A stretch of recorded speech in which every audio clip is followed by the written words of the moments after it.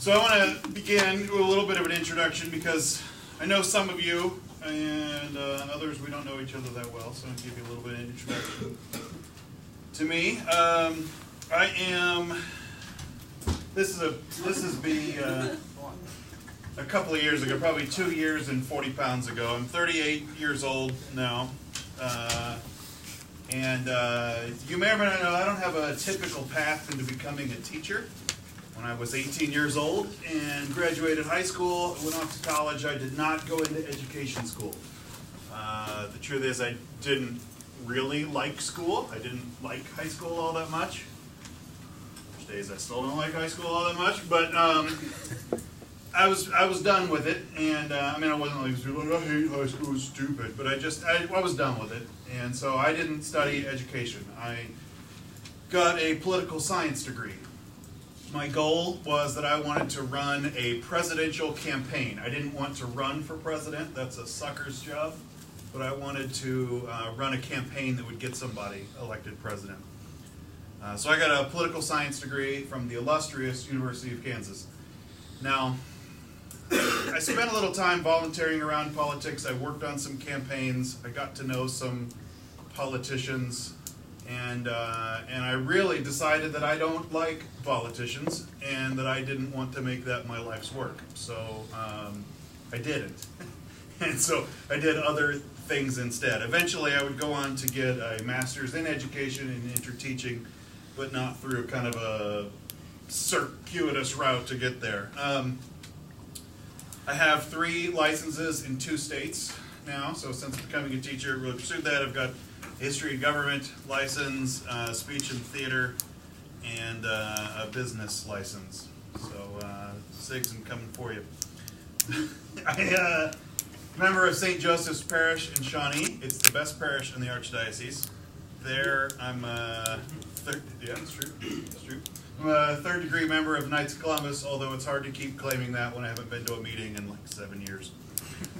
Part of the reason that I'm here is that besides being a full-time teacher, my wife and I own a business together for the last almost 12 years now. We've had a custom t-shirt shop that we run out of our house. It's called Kansas Tees, but my favorite thing is that I am a husband and father to a pretty awesome family. We got to get this picture updated now. That's Mrs. Walberg and me, the 2 kids. Leah there to my left, she just turned 7, so it's a couple years old picture. She's awesome. She's in 1st grade. She's like the smartest Walberg. The kid on my lap, he's now almost 5. That's Jack. He's for sale if you know anybody looking for a 5-year-old boy.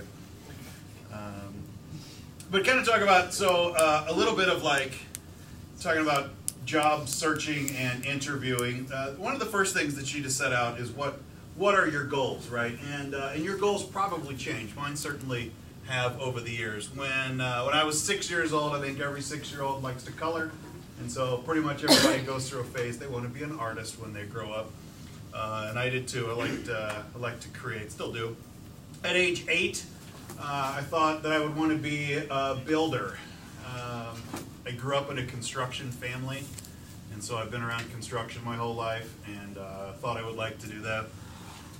By age 10, none of those seemed like a real thing anymore, and so I knew that whatever I would do, whatever my what do you want to be when you grow up? I don't know. I want to live an interesting life, and that was a bad idea. But so I'll start out, kind of my first job started out in high school. I was 14 years old, working for the family plumbing company.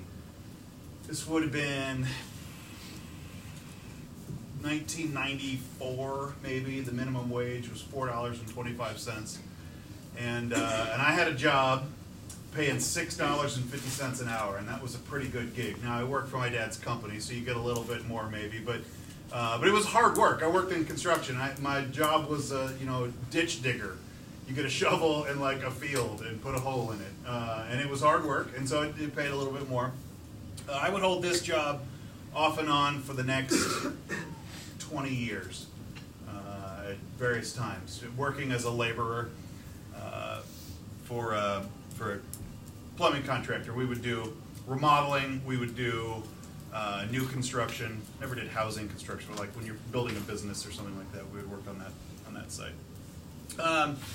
It was a good job, and I learned pretty fast I did not want to be a plumber. It's that job. Well, it's a shitty job.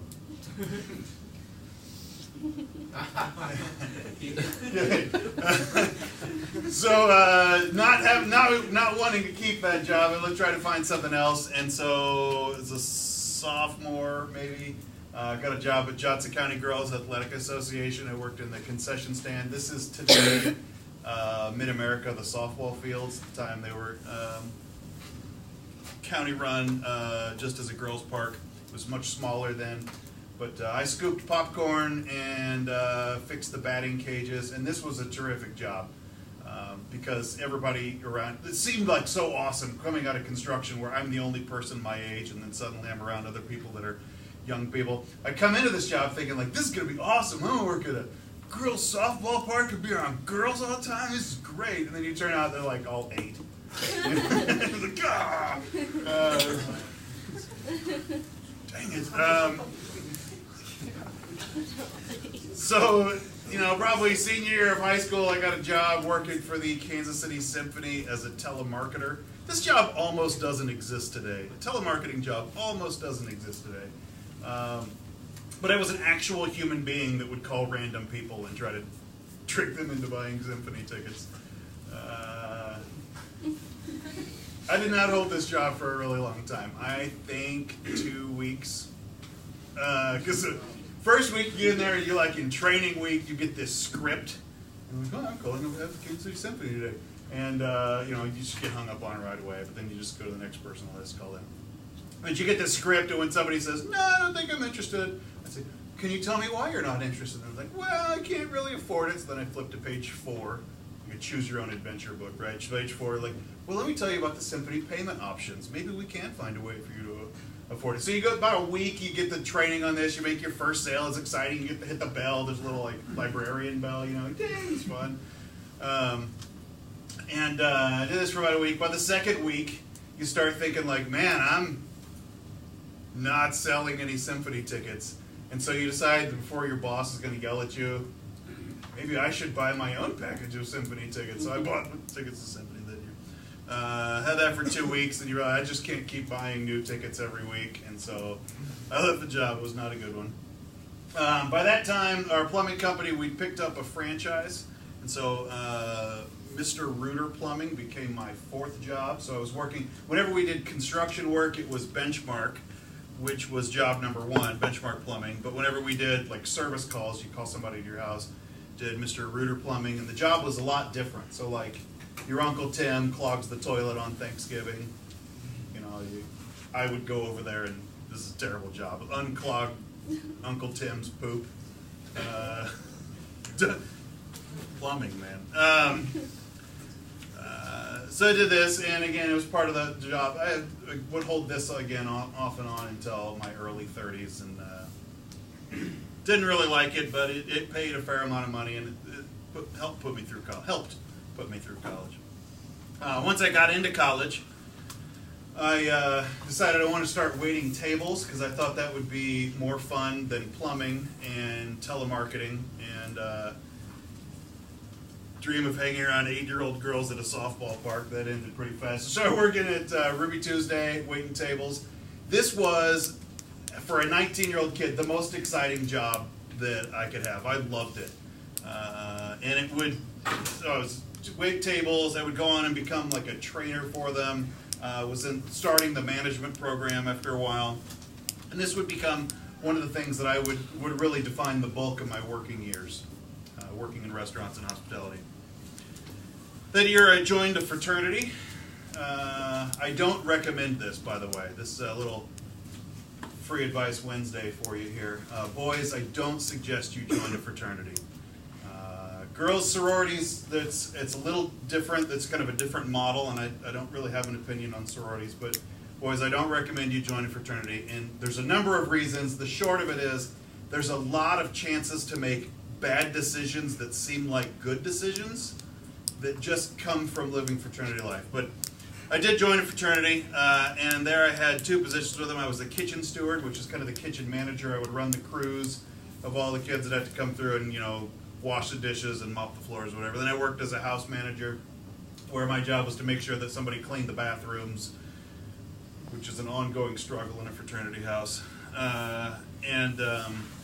Like when somebody breaks something, I would fix it, which again, is an ongoing struggle in a fraternity house.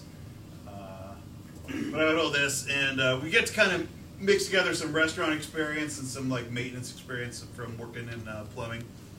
It was a fun job, didn't pay a lot, but it gave me some authority over my peers, which was fun.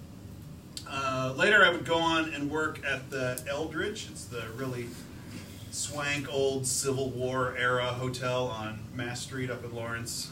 There would be a banquet server. I had this job until, I don't know if I should tell the story. It's too late. December 31st, 1999. And I was waiting tables, setting up a banquet. We had this big Millennium party. It was the New Year's Eve of the Millennium. I was a banquet server, and we're setting up all the stuff, getting all the champagne flutes out for the toast. And it was about 8 o'clock at night, and all my friends are at another party, and I'm not there because I'm working. And 8 o'clock, I said, "This is dumb. I'm working on the Millennium. This happens literally once ever, and I'm working. This is stupid." And so I kind of hung around for a minute or two. I said, "No, I'm not," and just like clocked out and slipped out the back door. I never went back. But I shouldn't tell you that story. It's too late. But did that, and this was this was a great job. It was not a good place to work. It was dirty. It was gross. There were like holes in the floor in the kitchen that had potholes of grease, back there. They never got it clean. It was a 140-year-old building, so it's just old. You close the doors and you can't see the mice anymore. But it got me a chance of like working in white tablecloth restaurants and felt kind of all fancy. I was like, "Oh, you work at the Eldridge," It's like it wasn't a good job, but people thought it was, and that's good too. When I left there, I had to go find some other work, so I started working a campus job at KU in the Ermel Geringer Academic Resource Center. We called it EGARC. I'm going to date myself here. This was so long ago. When you take Spanish class and you want to now if you go take Spanish at college, whatever, you download the MP3s and you listen to the thing and you try to record your translations of it. Well, this was long enough ago that these were on cassette tapes.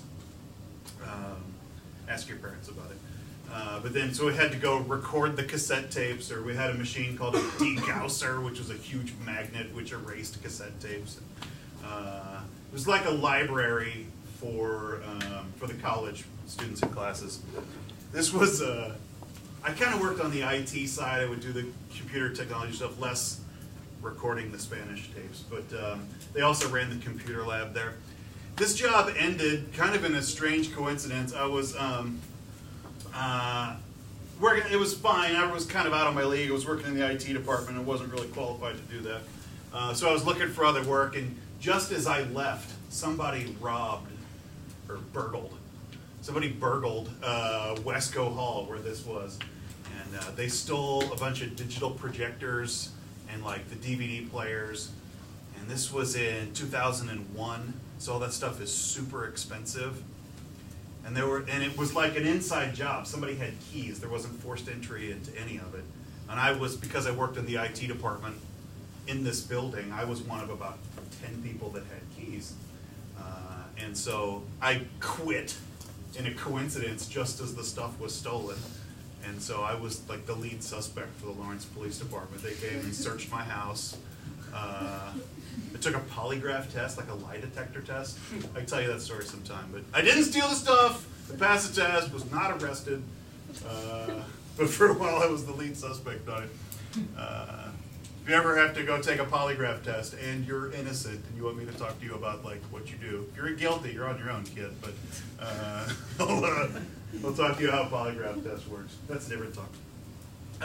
But anyway, so I left there because I wasn't very good at it. I needed another job, so I found a job working on Mass Street if you get to work at a bar on Mass Street, it's like the pinnacle of your college career. That's the awesome, like the cool people work at a bar on Mass Street. And I worked at a little deli called G. Willikers. It's a fun little place. If you're familiar with Manhattan and K-State, it was kind of knockoff of the Rockabilly Deli. It's a great little deli up there. But I worked at a kitchen, so I would assemble the sandwiches, and I also worked for a while as a doorman, which means that I would sit at the door and check IDs as minors try to get into the bar at night. But I mostly worked as a cook. It's a fun job. I liked cooking. It was my first job cooking. I worked in restaurants like for Ruby Tuesday, and I worked in banquets and serving stuff. It was my first cooking job. I kind of liked it. Since it's a deli, it's most of like sandwich assembly. Right, but they had this thing that would cook the sandwich. It wasn't a panini, it was a steamer. Anyway, the kitchen was real small. It was built into the hallway to a staircase. And they would put 2 cooks back there, but it's literally like a hallway. But you also had the little refrigerator tray, and there was a little fryer that was back there. And so the 4-foot hallway became like a 20-foot, like a 2-foot hallway. And so I was back there, be another cook, and we'd just be like sliding along the wall because it was so small to get back. Then sometimes our boss would come back and work with us, and not room for 3 people. But it was a good job, liked it. The guy I worked for was a hoot. I don't know what he's doing right now. I learned at this job that this was the restaurants are not a good long-term plan, because this guy would know every restaurant owner in Lawrence, at least this model of restaurants. There's probably good models, but this restaurant owner knew basically every other restaurant owner in Lawrence, and so they would all hang out up there at the bar, and I got to know them all. And I bet of the probably 25 people that ran in this guy's circle of friends, 24 of them were on their 3rd spouse. Restaurant business, what I learned, at least in this model, destroys families, because you work every night and every weekend, and you have off like Tuesday afternoon, and you never see your spouse unless they're in the restaurant business, whatever. It was a fun job. I'm glad I don't work there anymore, but it was pretty kick while I was there. Pretty fun. There I got to know a guy that was a car broker. He owned a fleet of cars, and so like if you go up to him, you're like, hey, I'm looking for a 68 Mustang.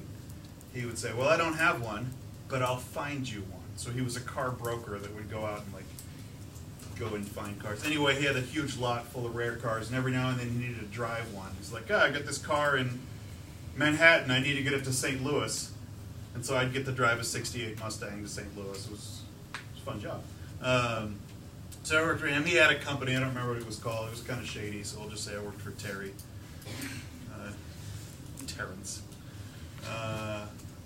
The deli, once the owner got his own divorce, had to switch ownership models, and so I would work there as a cook. So I went from G. Willikers to Odell's, and was a cook there, doing more. I would take on like some bartending jobs, and I guess I got to move off the doorman stool and actually get to work behind the bar. And that's like, again, the coolest you can get. You get to bartend at a bar on Mass Street in college. That's it was really flying high, and I was able to turn that into a job as the assistant food and beverage director at the Ramada Inn in Lawrence. Now, Ramada Inn at the time was one of the nicest hotels in Lawrence. It was going downhill, and today it's been destroyed and replaced, which was good. But I was assistant food and beverage director, which means that I ran the bar that was there in the place, helped run the restaurant, we do all the banquets,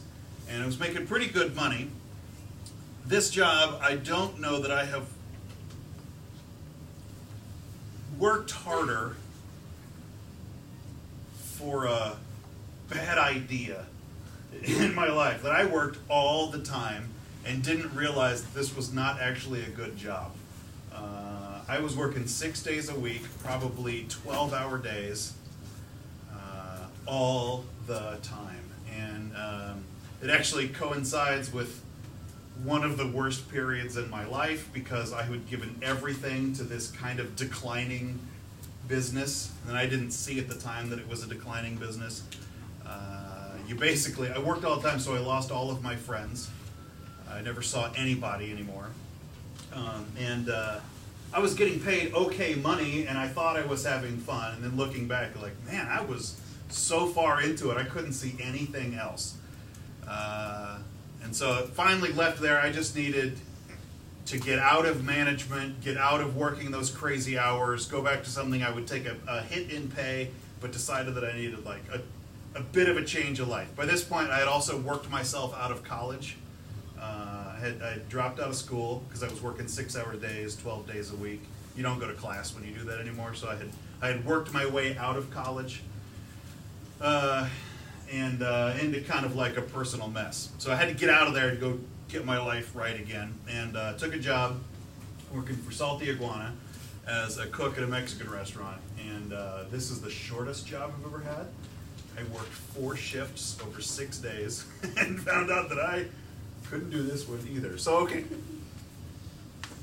If you work at an Applebee's and you're a cook at an Applebee's, the server goes up to the customers who are there. Customers say, "I'll take a steak quesadilla, please." And the server says, "All right," writes it on the pad, walks over to the computer, hits the steak quesadilla button. Back in the kitchen, it prints up a little ticket that says, "Steak quesadilla." Yeah, all right, so you make steak quesadilla. A Mexican restaurant, you go there and you say, "I'll have a 4.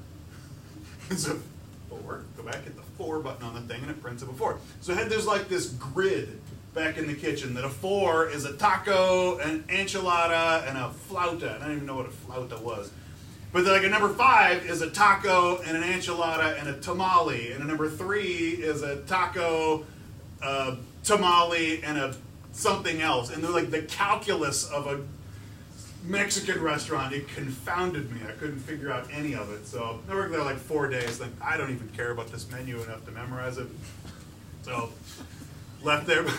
One point I'm sitting, like, it's Saturday night. It's the rush period. It's like 7 o'clock on a Saturday, and I'm not going to do this. So I just go in the back and started frying corn chips in the back. Like, I'm just going to stay out of the front for a minute. And the manager comes back and says, "So, what are you doing?" "Making corn chips." "You're supposed to be up front." "Yeah, I think I'm in the way up there, so I'm just going to make corn chips." She says, "You're going to quit, aren't you?" And I said, "I'm going to quit." She says, "We'll call this your last day." All right. So anyway, left Salty Iguana. By this point, I had found a new apartment, had a new roommate, and he had watched me leave Ramada, kind of like as the plane is crashing, like the plane is on fire heading down to the earth, right? Had a new roommate, and he's like, "Oh man, gets a new job, work this new job for 4 shifts, leave that one." And my roommate's like, "What are you gonna do?" So I had a buddy of ours that was a manager at Zarda Barbecue, and he's like, "You need to go talk to Chris and go get a job at Zarda's." That's cool. So I was living in Lawrence, but I was working at Zarda's here in town, and I would drive in, and I got a job as a drive-through employee. And this was awesome because there's not much cooking involved. Again, it's assembly. You just like, "Oh, I have this pile of meat here, and I'm going to put it on the thing." And you squirt a little sauce on it, wrap it in the thing, and you put it through the window, right? It was fun. There's a bunch of people, like, this was a totally different workplace, because this guy that owned this place was like actually stable in his married life and had just put a lot of people around him that were just kind of like stable people, and it's a time that I really needed some stability. It was a good place to work. I got to hang around a bunch of fun people, work at a drive-through. It was stupid fun for a period of time, but it didn't pay any money, and so I couldn't make this run for a long time. So I had to leave there, and I got a job tending bar back in Lawrence. I didn't have to drive all the way in, at a place called Emerson Biggins. Now, I hope you don't get the joke here, but it was a play on a Hooters. It was like a Hooters knockoff, and I hope you don't know what that means. But so I was a bartender there, which is odd, because I'm kind of the wrong sort of biggin for this place. A large man is not what people went to a Hooters knockoff for. Anyway, so I bartended here, and this was maybe the grossest job I'd ever had. because the managers were all like these totally seedy, creepy dudes. You're like, I would love to have a job there. And, they cared nothing about trying to run a real business. They were just there to like hit on the waitresses, and it was so like morally gross, biologically gross. He's never cleaned anything, so it was not a good life decision. So I left there and started working for maybe the finest company I'd ever worked for, Uno's Pizzeria Uno Chicago Grill.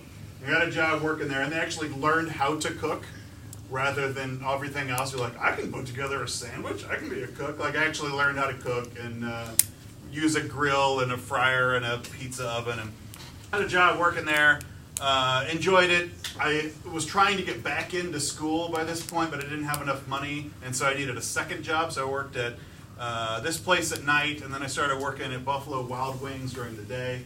And so I was having two jobs at the same time. And so I would do this, and I was a cook there in the morning. So I'd get in Monday through Friday, have the lunch shift. And I got a bunch of stories I'll tell you from this when you're older. But it's a fun job and a good like corporate structure with actual rules and professional employees. And it was good. Now, it would appear that I wasn't going to get back into college right away, and so I moved back to Kansas City and had that moment where I'm like 23 years old and have to go move back in with my mother. But I did, and I switched Uno's from the one in Lawrence to the one on the Plaza. It's gone now, but there I worked as a host, and I got to do some like pizza delivery boy stuff. That was fun. But here, worked on the Plaza, you worked there over Christmas time. It was a fun place to work. You make a crazy amount of money in a short period of time. And then like February comes and the Plaza just empties and you don't do anything for a few months. But I worked there and kind of worked my way up and kind of being able to handle the crowds of a destination restaurant during the peak season. Was able to move that into a different Uno's. I started working out one that was out in Overland Park. And there I was a kitchen manager, and this was great. I managed a staff of about 30 people. It was a multi-generational staff. It was a multi-ethnic and multilingual staff. There I was able to so I studied Spanish in high school and Spanish in college, and I told you before I didn't really like school, so I didn't try real hard. I was a very undecorated student. I'm not sure I ever got above a 75 in a Spanish class. C's get degrees, right? So I was working with probably 75 in a Spanish class, but as soon as you actually need it in your life, that's how I got to be pretty functionally good in Spanish. You got to write your notes and whatever. As a manager, you got to manage the product. We would take every pound of mozzarella cheese every week and put it on a digital scale. Think how much mozzarella cheese a pizza restaurant uses. We would measure it to the 100th of an ounce every week, calculate how many pizzas we made in that week, how many hundredths of ounces of mozzarella cheese we should use, and figure out our percentage food cost to find out if we were over-cheesing or under-cheesing people's pizzas. We would do that for every ingredient in the restaurant, down to like the tablespoon of ranch in the restaurant. And all of that stuff was parred out. None of it was complicated math, but it was sort of like tedious work. This is probably, at this point in my life anyway, the most sophisticated job that I had ever had, but it wasn't a very creative job. And so, I'm weighing cheese every week. It wasn't very creative. So I left there and I started working for Falcon Valley Golf Course, just right down the road over here. The golf course was new. It was probably only a couple of years old, a couple months old. And we tried to establish what was the food and beverage program. So we were running a full-service restaurant upstairs. We were running the golf course bar and hot dog stand in the basement. We were running banquets through there. You hold a tournament and everybody's going to have hamburgers before the shotgun. So we do this, and basically I became the general manager of 2 restaurants at the same time in their banquet service. And for a lot of reasons, this was not a good job. I'm not against golf courses. There was a manager there at the time, and I don't know if he's still there or not, was very good at golf and didn't understand food and beverage at all. And so I was supposed to be the general manager of the food and beverage side, but reporting to a guy who understood more about tea boxes than he did about iced tea. And so but he thought he did, and that didn't help, so you're like getting direct, like, oh, you should do it this way. And actually, no, you shouldn't. And so that was what on paper looked like a great job, but in reality was not. So I left there and needed to go find some kind of like emergency work, because at this point I was in a long-term relationship, and you can't be the guy that looks like he just can't keep a job, even though by my 21st job I probably couldn't keep a job.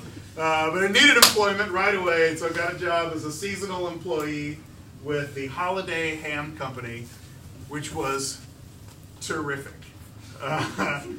Because it was seasonal work, I knew that I was like, this job would end. I had no pretensions that I'm making a life career out of ham glazing. It was like, this is going to keep me afloat through Christmas.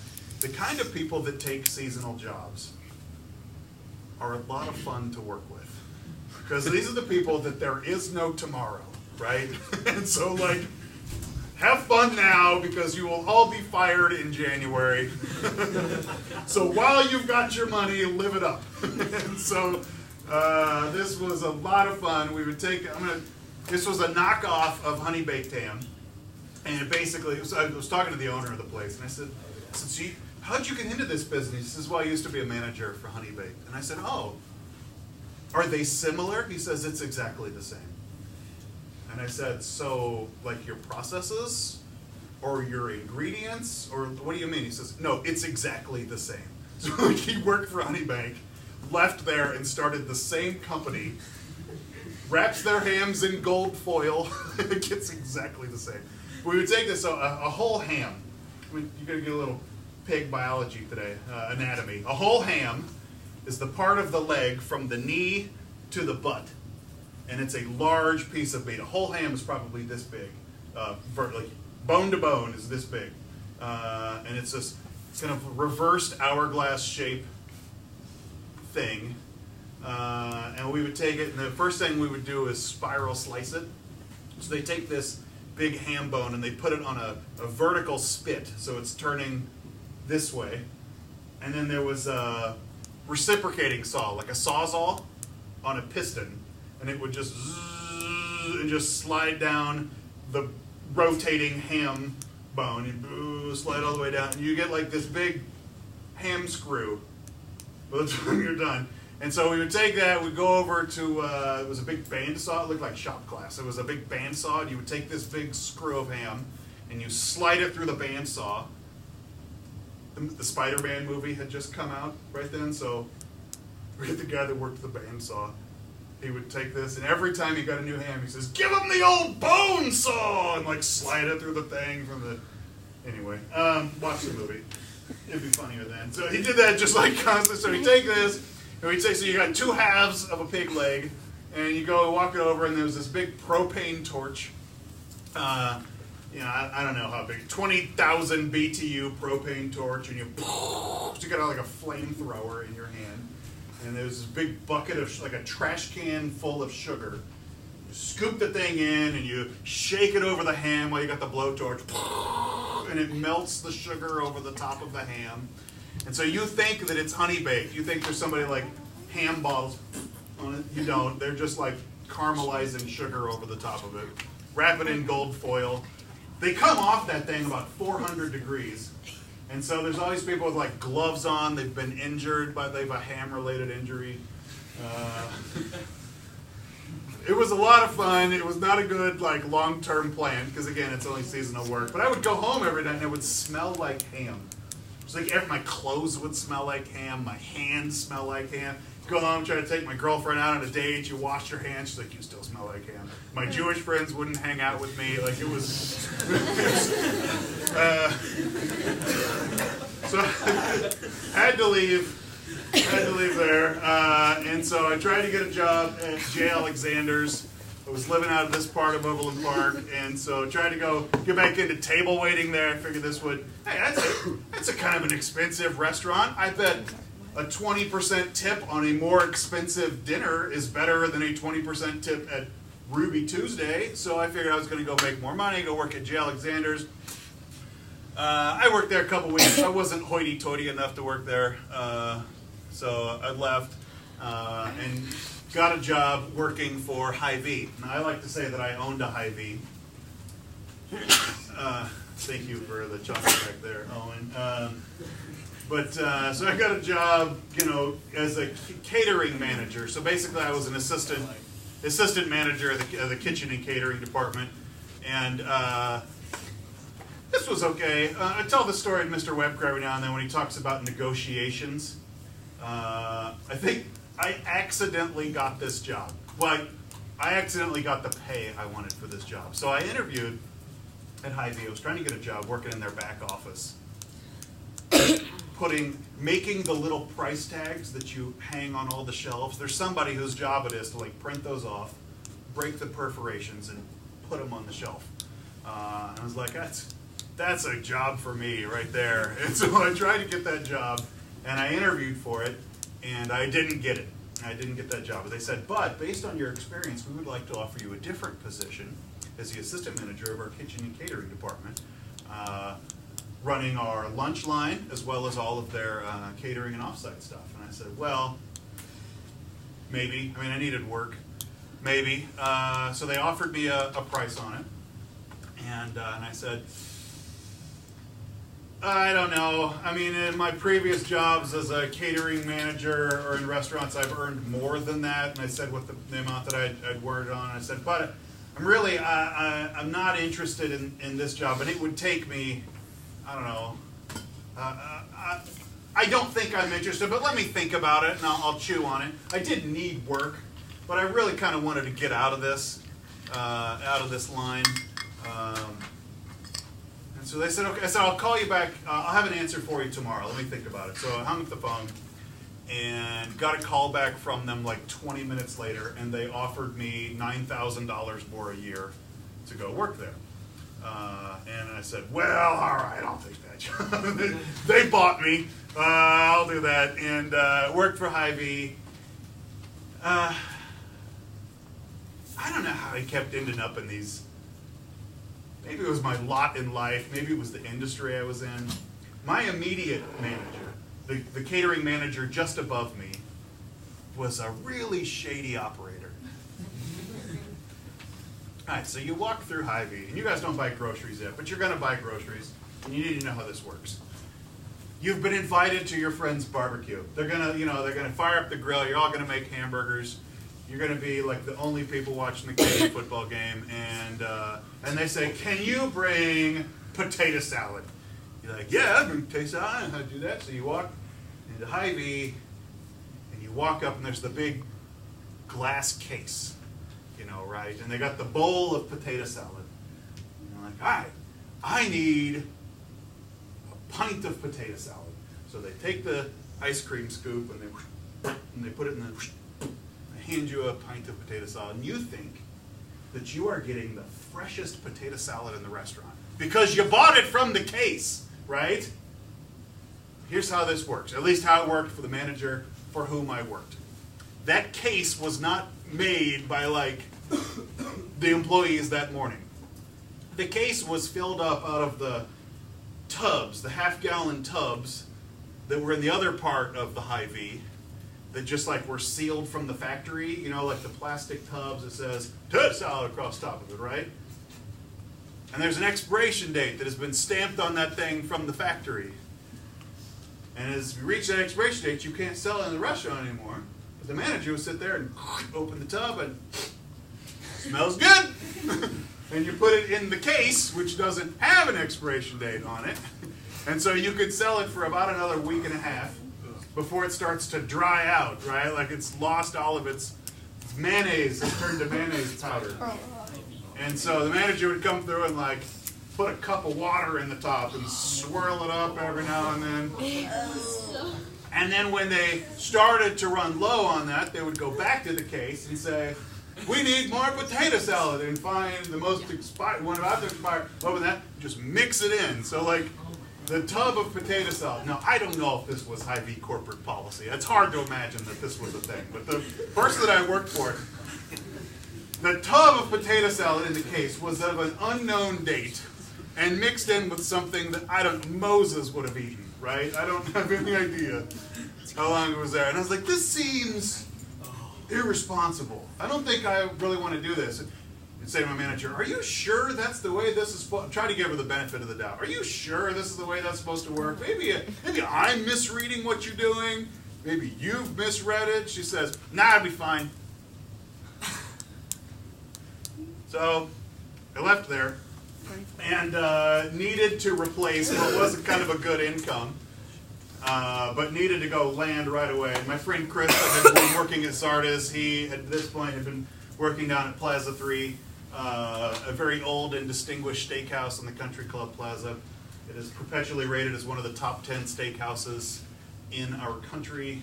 Wine Spectator, ranked list of wines. White tablecloth.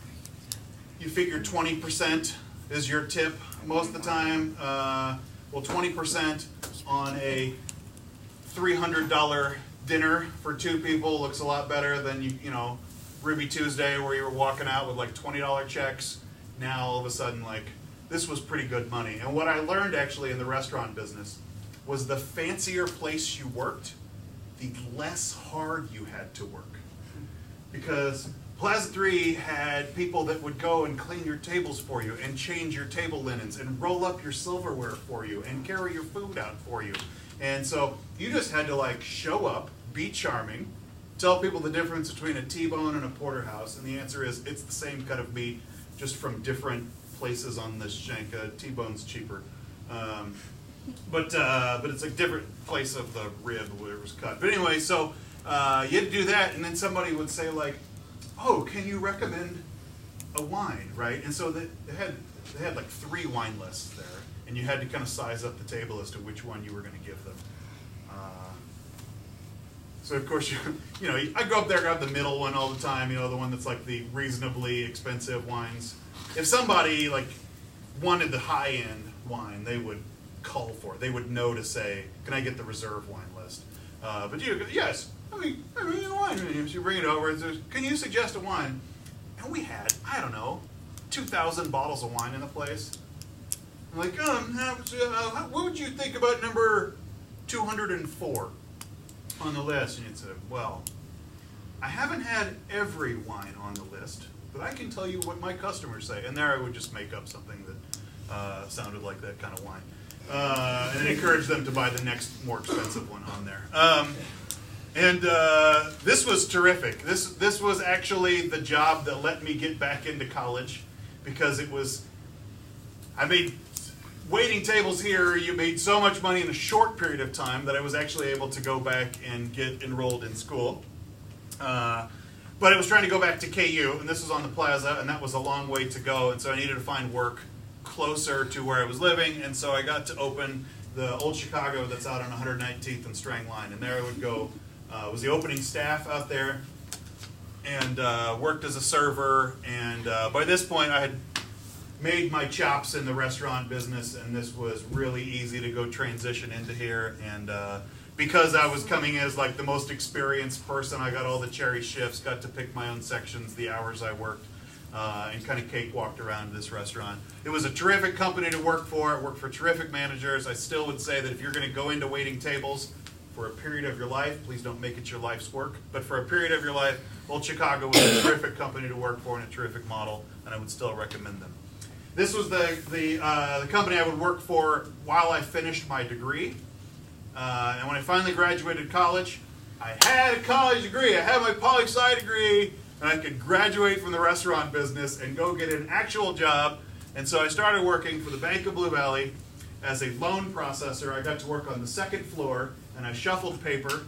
I told everybody I drove a desk through the cube farm every day. And so you get there, when you go get a loan from a bank, they say, oh, I'm trying to open Webker Industries today, where we're going to make widgets, and I'm buying a sweatshop, and so I need to have 200 illegal immigrants working in my sweatshop making widgets, and this is expensive. You got to have a widgetizer.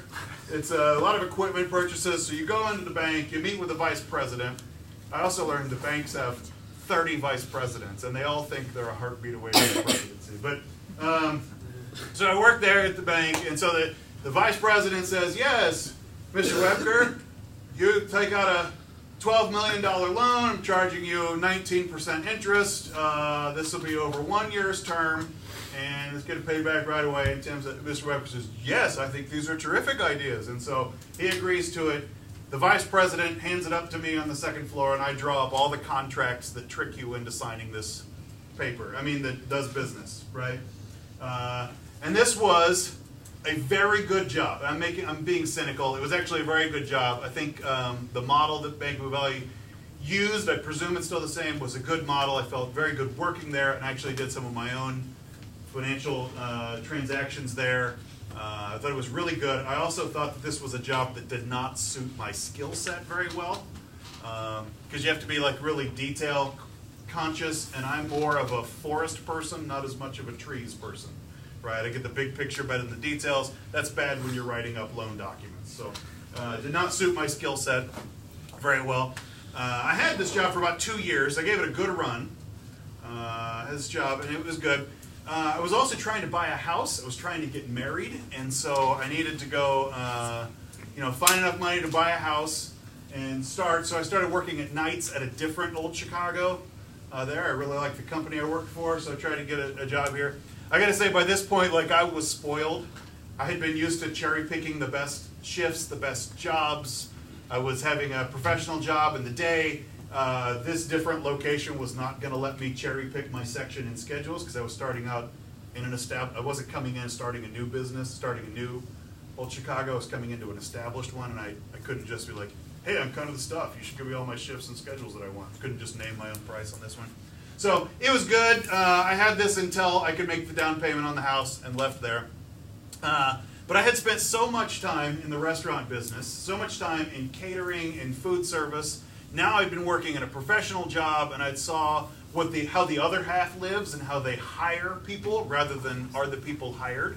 And I decided that I wanted to get in there. So before I got married, I tried to start a catering business, celebration services. This was, for as much as your business and finance teachers tell you that you should go be entrepreneurs, I learned this way that not everybody finds their job. And my first business failed. This was not a successful venture for me. I couldn't make money fast enough to recoup the investment that I'd put into starting it. What I learned is that catering in particular is an economy of scale business. That the only way to make money in the catering business is to be freaking huge. It's hard to be a small-time caterer, just because the amount of work that's put into it is hard to turn around and make a profit on it. And the most successful catering businesses also have a retail location. So when you go and you're doing the spaghetti feed, and you walk out of the spaghetti feed with 15 gallons of spaghetti, you can go take that and sell it in your retail location that, hey, we're having a special on spaghetti this week. And you get to sell your leftovers for a profit. Well, it's already been paid for once by the catering job. Then you walk out and then you can resell your leftovers at a second full price or even higher because it's retail. I didn't have that. I was not going to have that. And so the amount of work, the amount of investment, I couldn't recoup fast enough. And so this was a failed business for me. I did this for about a half a year. And my wife, we had gotten married through this. My wife asked me to stop and we do something else. It was about that time that she had gotten an offer from a guy that she works with. She had been working for a printing press. My wife is a commercial artist. She's a graphic designer and had been working in printing. The guy that she had been working with said was selling his T-shirt business. And so wanted to know if we wanted to buy his equipment and process as a customer's list. I said, well, I'm interested in your equipment and processes, I'm not interested in your customers list. And so we negotiated a purchase, and we bought out a company, and we bought used equipment for a company that got us started in our t-shirt business. This was 10 or 11 years ago. This is a going concern for us. We still operate Kansas Tees. We operate this out of our basement. It started our first year. We did $1,000 worth of business. So sales were $1,000, and we said, man, this is awesome. We weren't making much money, but it seemed pretty great. Last calendar year, so close of 2016, we had done a little over $100,000 in sales. This year, we're on pace to beat that.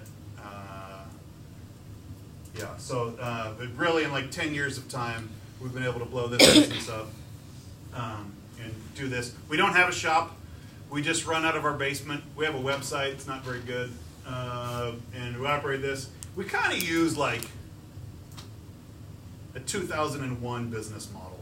You can't go on my website and say like, I want this picture, and you drag it to the box. And I want 15 of these shirts, and it prices out. You actually have to like email me, and I have to actually put a price on something.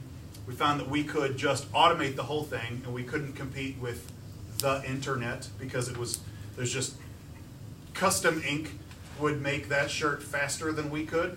We could make it cheaper than them, but the back end of doing all of the design work would be too complicated. So you can get a shirt faster through custom ink than you can through me, but I can save you multiple dollars per shirt by doing kind of an old model and doing it, working the numbers by hand rather than just throwing it through the automation.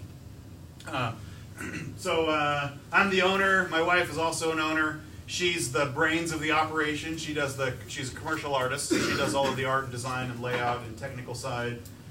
She also does the accounting because she's a nerd and likes accounting. I'm the press operator. I stand in the basement, watch Royals games, and run the press all night.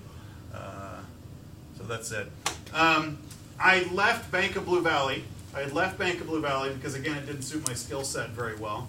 We have always known that Kansas Tees was not going to be our full-time job. It was always going to be a side business for us. We were never going to leave either our jobs to go into Kansas Tees.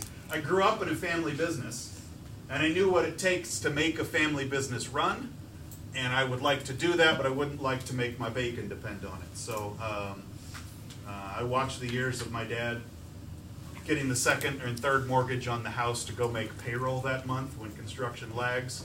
And I knew that I didn't ever want employees, and I didn't ever want that to be my only line of income. So it'll always be a side business for us. I left Bank of Blue Valley because I didn't suit my skill set, and I worked for what was one of the most interesting jobs I've ever had, and that was I was a tax appraiser for Johnson County government. I was a residential tax appraiser. I was assigned a part of the county. My part of the county was Olathe. If you live in Olathe, in a house that was made between 2006 and 2009, if your house was built in that period of time, I might have stood in your house before you lived there. We would go around in new construction all over the county. Again, my section was Olathe. And we would take measurements and draw houses at various points of construction so we could find actual accurate square footage measurements rather than what the architect was reporting was the square footage measurements. Because architects, they don't care what the taxes are on it. They want you to buy a huge house. So they always bump it up a couple hundred square feet because you think like, oh, this is awesome. And but in taxation, we can't do that. You had to actually find what was your actual square footage. And then sometimes we found the other way around, that somebody like was self-reporting that they lived in a 500 square foot house, which is dinky. And then it turns out they live in like an 8,000 square foot mansion. But this was a lot of fun. I got to use my construction skills. I got to use my banking skills, put those things together, and I was taking data on all of Johnson County to find the actual valuations of housing in the county. I also got to work on the appeal side. So when Mr. Concilio gets his like report from the county, and they say, "You live in a $7 million mansion," and he's like, "No, I live in a toaster," right? And so he like tries to appeal it and say, "My house is worth $18 if there's bread in it," right? He tries to appeal that. I would hear the appeal, and I'd say, "No, you don't. $18." So overrule his appeal and make him go appeal my appeal. But anyway, that was kind of work. It was fun. I got to be deliberative and argue with people. I got to use my old poli-sci skills and like, here's how you debate, and here's how you show that I'm right and you're wrong. Because the goal was prove the valuation is correct, and I had set the valuation, so it was important to me to be right. But more importantly, it was important in the county to be right. We had an actual valuation that was fair. This was a great job. You got to work outside in the nice weather. There was boring desk work in the winter or when rainy days because you could go do the valuations, actually crunch your data once you had collected it. It was a really fun job, but this was the part in my life where I started saying, this isn't right. I don't think by job number 30 that I had found what God had made me to do, that I had not found my vocation in life. And so at this point, I had started student teaching. I had gone back to graduate school to go get that education degree. I was student teaching. When you're student teaching, you can't have a job. And so I had one that would pay cash and didn't get recorded anywhere. I worked for a cabinet shop as a carpenter, building custom cabinets. I learned here that I was not a very good carpenter.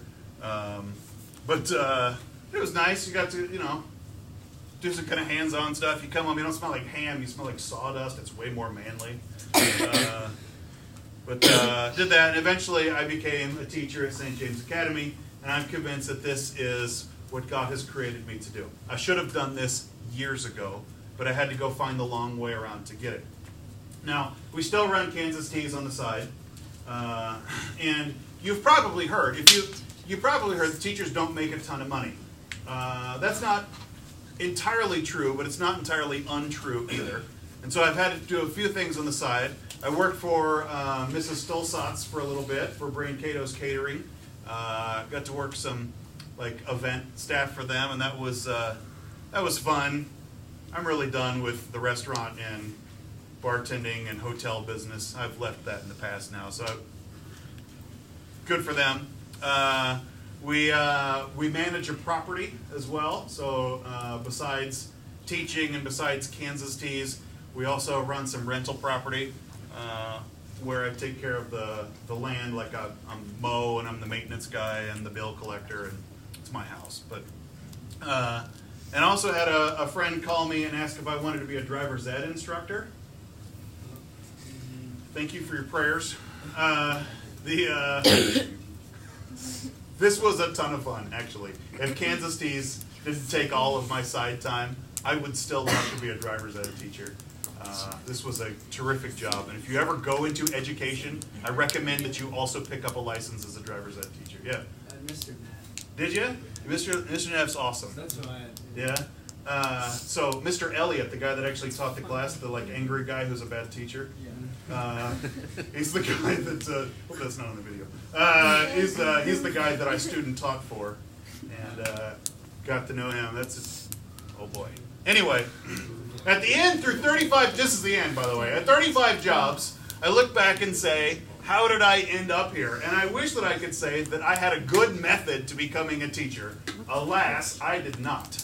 It was even worse than trial and error. It was mostly error.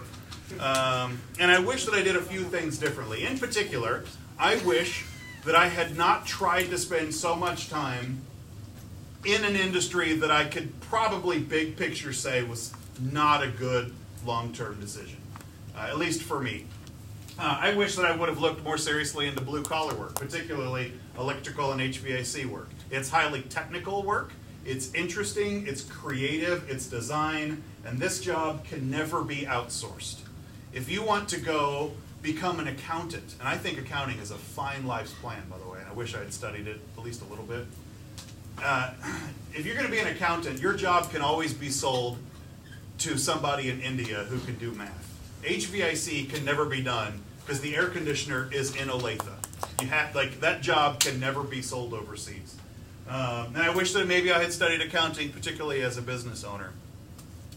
In all of this, through 35 jobs, I've learned how to be a pretty good interviewer. I took way too much time on that. I learned how to be a pretty good interviewer. It got to the point where after a while, I knew that if I could get the interview, I could get the job. I walked into St. James Academy being pretty sure that if I could get an interview at the table, I could be the candidate they were looking for. And I learned through a couple of things. One, there is no substitute for actually being the person they want. So if I would go apply for a brain surgeon job, I'm not going to get that because I'm not the person they want. I'm not even going to get the interview. But to find out who they want to hire and then go become that person. So when I wanted to go work for Plaza 3, I would talk about my time working for the Eldridge and White Tablecloths. I would talk about my time working at Falcon Valley in corporate events at golf tournaments. Both of those sound like rich person jobs, and both of those sound like something that could be a rich person job waiting tables. When I came to St. James Academy, I had done a little student teaching, I'd done a little substituting, and I knew that this was a school that believed in the mission of passing on the faith. So I showed up and talked about those things. I'm a member of St. Joseph. This is the best parish of the Archdiocese. I'm a third-degree member of the Knights of Columbus there. I showed off all the chops that shows I'm the person for that job. In a lot of ways, some of these jobs I was not the right person for. Bank of Blue Valley, I was not the right person for that job. But I could show up and show that I had been detail conscious. I've worked in a top 10 steakhouse in America. I know what details look like. I know how to do these fine points. In fact, I'm not very good at them, but I know what they look like. And so you talk about your best sides to it. Become that person. When you're there, you show your reliability and your stability. I learned growing up in a family business that one of the biggest problems employers have, and by the way, you are some of these problem employees. One of the biggest problems that employers have is employees that don't show up on time. And when they show up on time, they take the first 20 minutes of work getting warmed up and ready to work. But after they've clocked in and done it. Some of you are that employee, and you don't have to point to your friends right now. But showing that you know how to show up to work on time and be ready and get into work, you say that in an interview, employers love it. Because the reason they're interviewing is because the last person isn't there anymore. Whether they got promoted and moved up and they need to replace an equally good employee, or because they had to get rid of the last one and they need to show the next guy is better. So go show that you have the reliability and the stability that you can play well with others. There is no substitute for confidence. Show up saying, I'm going to get this job. I think I'm the best person to walk in the door. Lie to yourself if you have to do it. Fake it till you make it. Confidence in an interview. Don't be a cocky butt, but push the border on that one. Take super amounts of notes. This is like the hidden skill in interviewing. Take a notepad with you and take an incredible amount of notes. If you're not sure what to write down every word they're saying. The interviewer doesn't have to see your notebook. Just make copious notes. And then actually figure out some questions ahead of time. If you've interviewed for a job, you know the final question they have in basically every interview is, so what questions do you have for me? And you're like, I think I'm good, right? Because you don't know what else to ask. The job is scooping popcorn. It's not that complicated. You can take care of it. No, make up some questions. Do people enjoy working here? Why has this position come open? What is what is, in your opinion, the best part of this company? What is the best part of this position? Just make up questions to get the other person talking again. Don't be like, I think I've answered them all, because that's a really bad answer.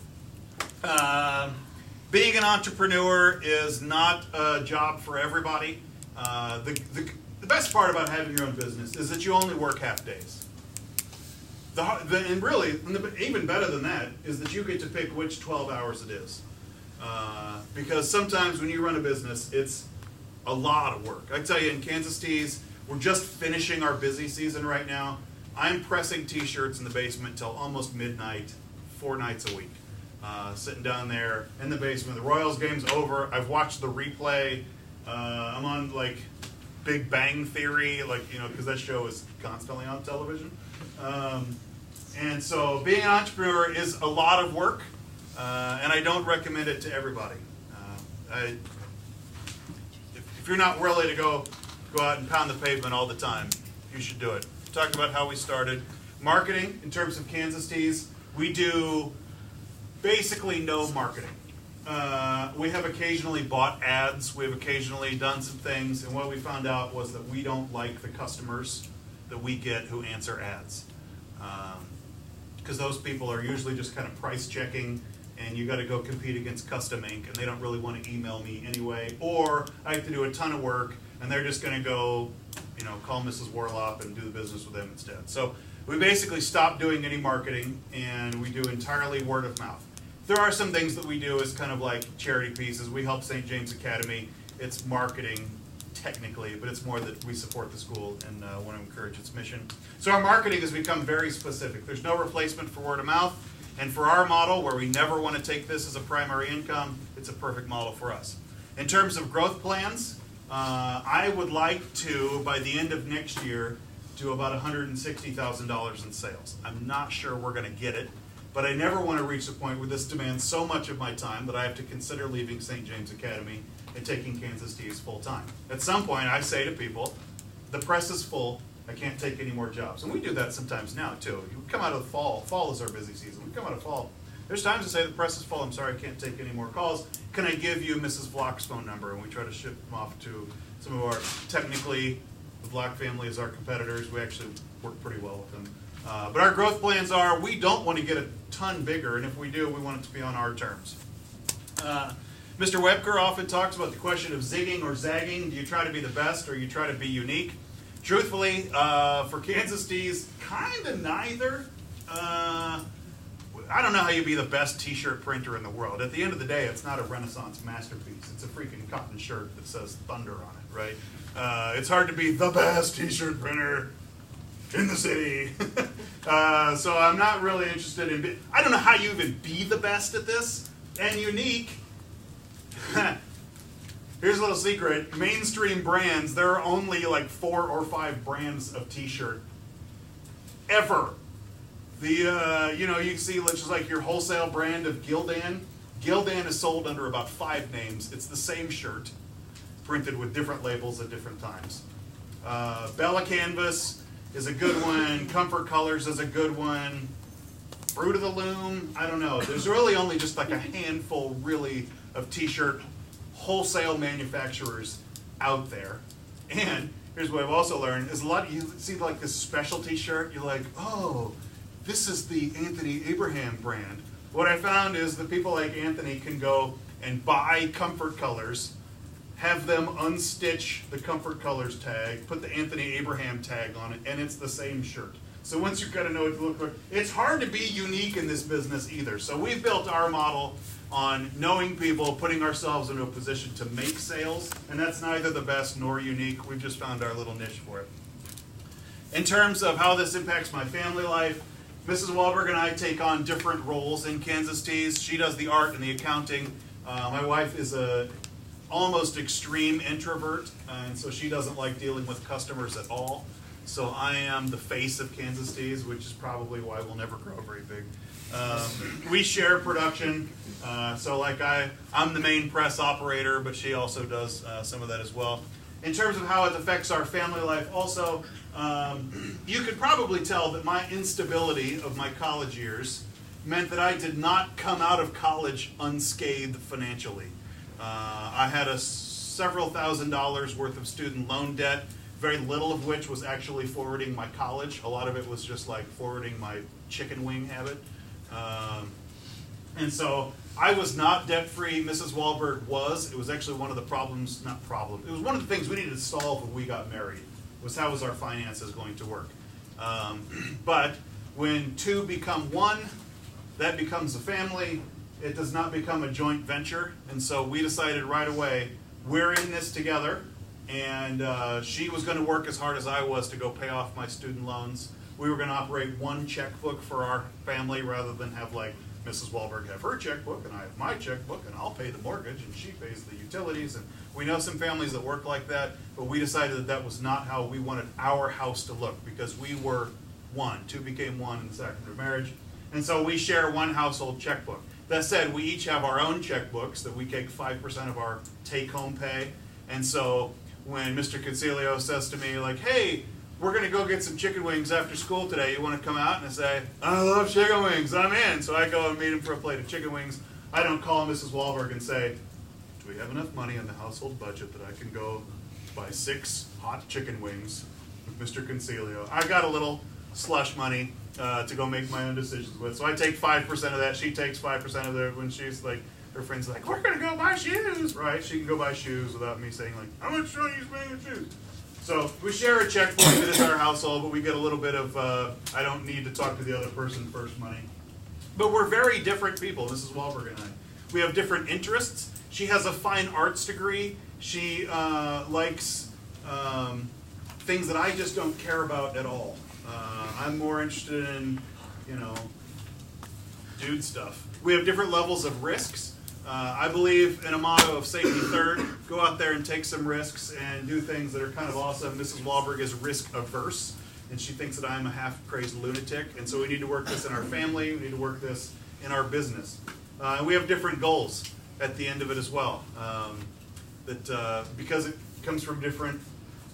My goal in life is still somewhat. I'm not going to get back there in time. Is still somewhat to go live a kind of an interesting life again. Mrs. Walberg's goal, she does not like interesting. She's the boring stiff one in the relationship. So anyway, that's Mr. Walberg in 70 minutes. Yeah. Thank you. Yeah, thank you. I didn't really leave enough time for questions, but if you want to talk about, I guess we have a little bit. Job searching, we do? Okay, good. Until 11:35. Oh, good. Take 2 minutes to stand up. 1 minute, stand up. You have 60 seconds, stand up.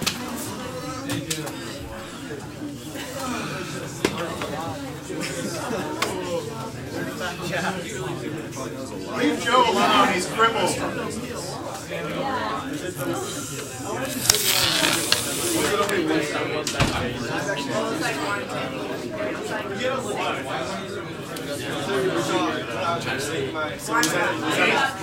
My class, by the way, keep your notebooks because we'll be back here on Friday. Okay, before we sit down, figure out which person in the room you're going to tickle. Just kidding. Have a seat.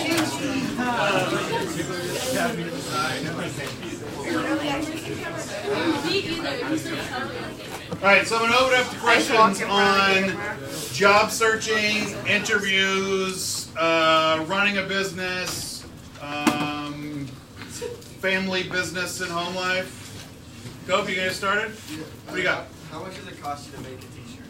Well, it depends, and it depends based on a few things. The complications of the shirt, right? If you just like one color that says Coke on it, right? That's a lot cheaper than if you want a full color picture of Billy Hess on the front for the Billy Hess fan club, right? It's very, so that is different. If there's a picture that says, there's a shirt that just says Coke on it, there's going to be what, one shirt? Billy Hess fan club is going to have 20,000 shirts, and so there's a difference of scale on there as well. Which is why I like to price them individually rather than just get you the algorithm from the internet. There's too many variables on that. Our capacity, we do one shirt to about 2,000. So 1 to 2,000 is our range.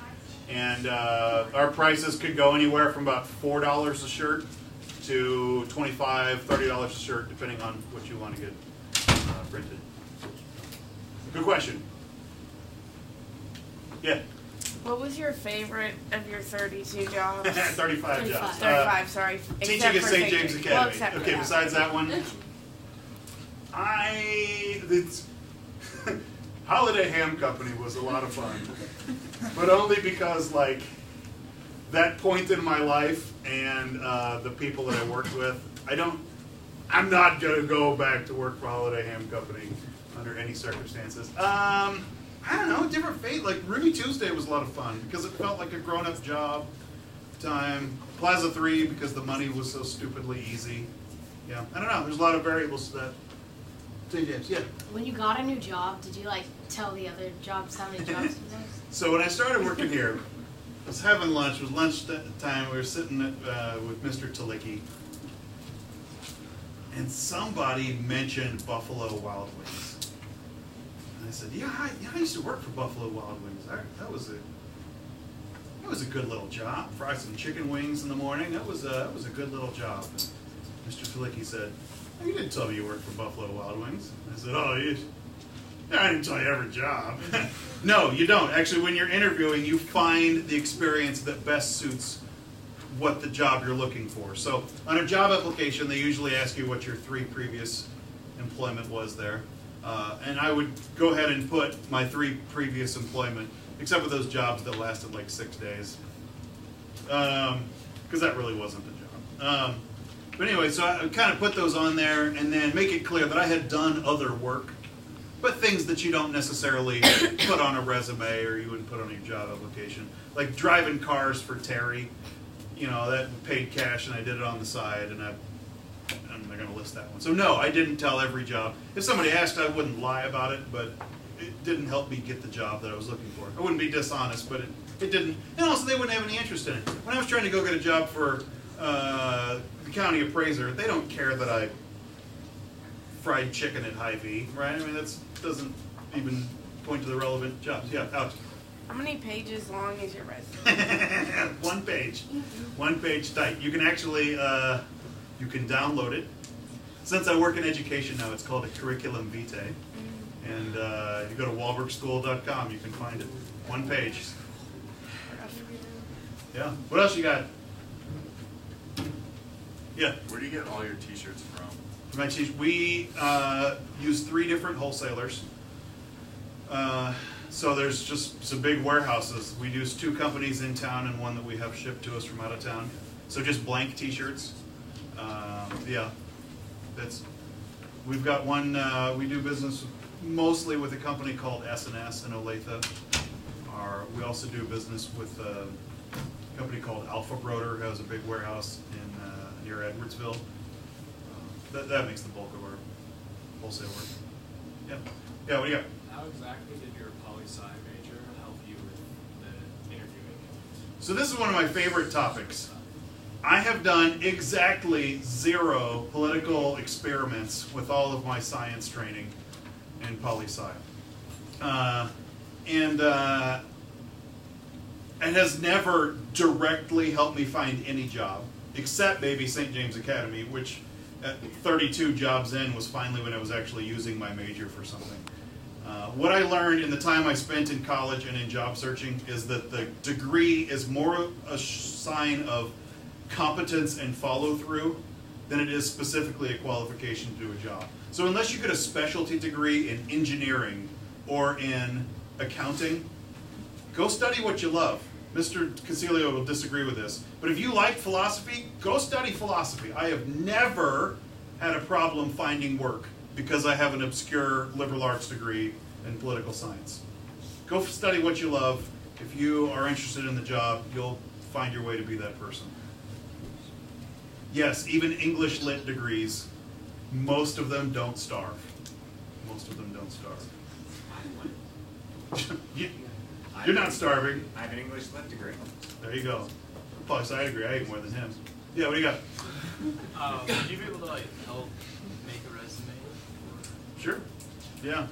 Have something worth putting on it, but yeah.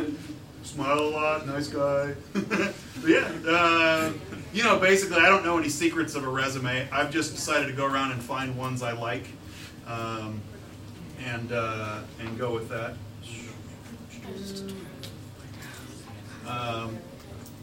I probably have one that looks a little different than most.